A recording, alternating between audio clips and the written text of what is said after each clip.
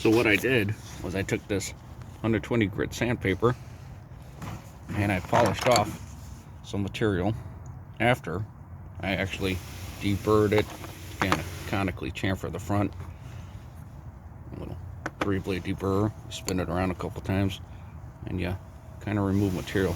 Unfortunately, make it razor sharp, which could destroy the O-rings as well, but we'll see if we get any leaks.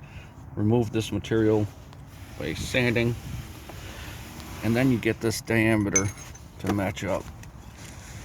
Because this is my 3/8, so difficult to hold the camera and take a measurement.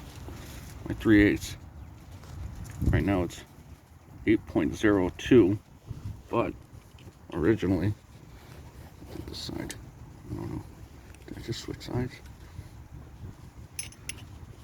8.02. What? Okay, I don't know. My wife just interrupted me. But here's the problem.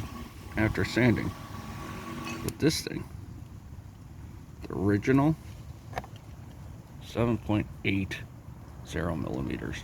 We're talking 0.2 of a millimeter difference in outside diameter.